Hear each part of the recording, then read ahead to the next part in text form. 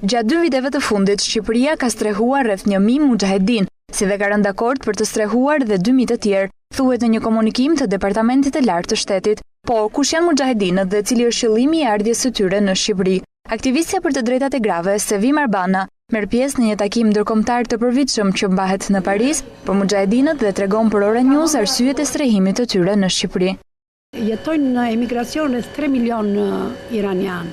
Nga një Iran shumë modern në vitet 70, sot femrat iraniane janë nga më të shtypurat. Ato s'kan drejtën e votës, të drejtën e fjalës, të drejtën e pronës, barazia gjinore ekziston.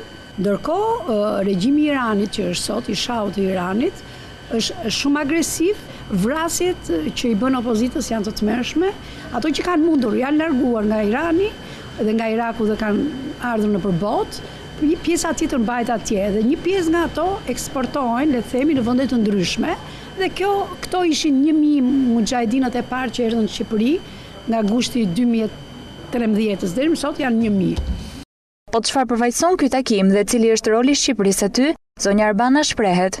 Qëllimi është lobim dhe ndërgjegjësim për të drejtat e Iranit. Për Shqipërinë ato kanë një çik më debolese në gjithë vendet e tjera, për vetë faktin që i duket sikur ne i kemi hapur dyert, i kemi mirëpritur dhe ky është një fakt që ne i kemi mirëpritur. Ato identifikojnë popullin shqiptar si një popull vëlla dhe janë shumë mirënjohës. Disa i kanë quajtur pjesë të organizatave të ndryshme terroriste, madje shumë prej tyre i trëmben faktit të vendosjes së tyre në Shqipëri, por Sevim Arbana, si njohës e tyre, i hedh poshtë këto aludime. Kur thua mujahedin, mendon një njeri që do të sjellë vetëm të këqija, nuk është e vërtetë. Partia e popullit të mujahedinëve nuk është lëvizje terroriste. Kjo është më e rëndësishme. Pastaj pjesa tjetër, jo pse veshja e tyre, këto janë pjesë e kulturës.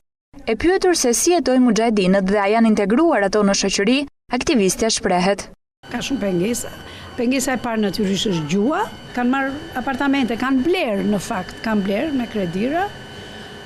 I ndihmon edhe Ministria e Shëndetësisë ka ndihmuar shumë. Këto njerëz që kanë ardhur nga kampi i Irakut, kampi i lirisë i Irakut, janë pothuajse të smur, nuk ka fëmijë, janë gra dhe burra, nuk kanë. Janë zakonisht që familja u është vrarë. Por sa do të munden të integrohen në jetën civile këta ish luftëtar dhe cila është ardhmja e qëndrimit të tyre në Shqipëri, do të varet nga politikat e shtetit shqiptar dhe raportet e qeverisë shqiptare me atë të Iranit.